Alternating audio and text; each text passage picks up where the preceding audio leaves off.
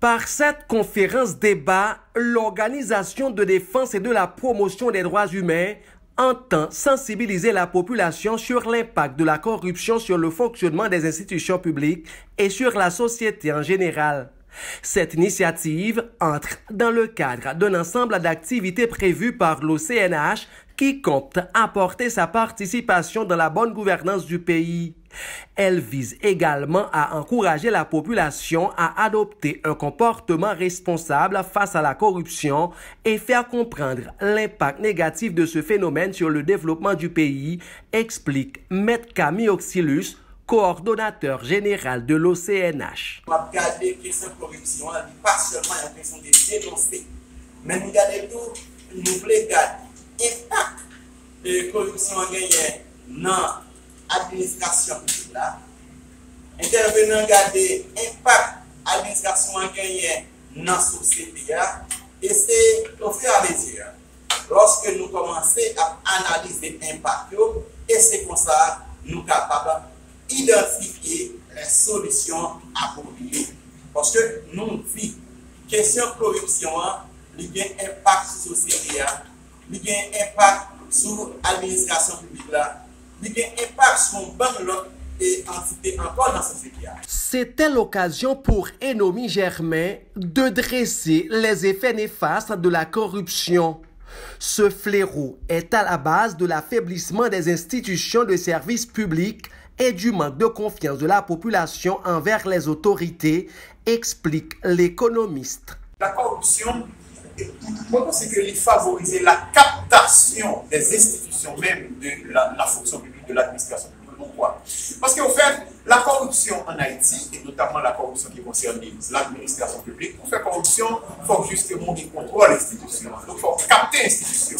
Donc, la captation des institutions, son impact en général, qui avancé par les experts de la Banque mondiale, qui expliquent que la corruption, il y a un premier effet sur les institutions de l'administration publique, c'est que la corruption est favorisée captation, ça par un petit groupe. Ça veut dire? Ça veut dire que l'administration publique, là, ou bien les institutions de l'administration publique, c'est des institutions qui sont mises au service de la population. Mais étant donné que, écoutez, et institutions, ça va capter, eh bien, il arrive que, écoutez, institutions, ça va mettre au service de petits groupes. Enomi Germain plaide pour la mise en place de mesures dissuasives, soulignant la nécessité de bannir l'impunité.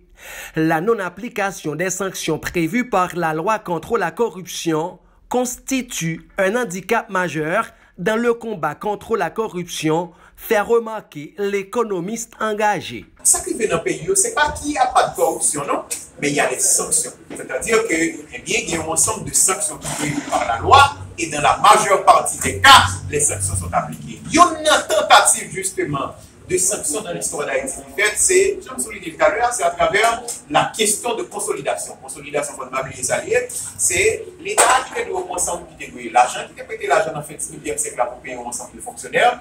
Et l'État a décidé, après ça, de consolider au moment donné pour que les remettent à travers les institutions qui existaient, notamment et BNC, et en tout cas, et Jean-Louis Jodia. Le représentant de l'unité de lutte contre la corruption, Maître Josué Siguet, décrit la corruption comme un fléau transversal qui a des conséquences directes sur tous les secteurs de la vie nationale.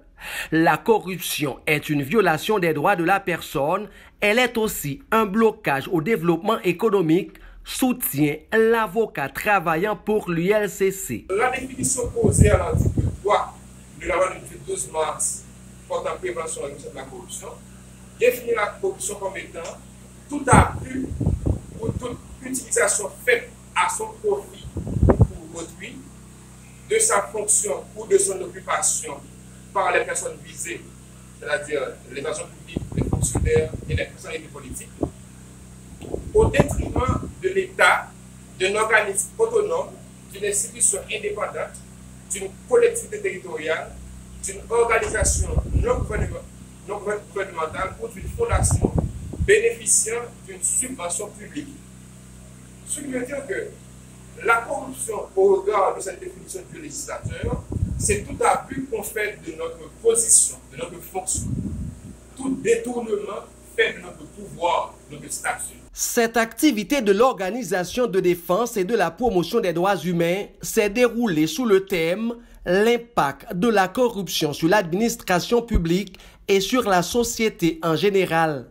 L'économiste Enomi Germain et les avocats Josué Sigué et Peggy Jean composaient notamment le panel. André Louis, depuis Port-au-Prince, pour Zoom Haïti News.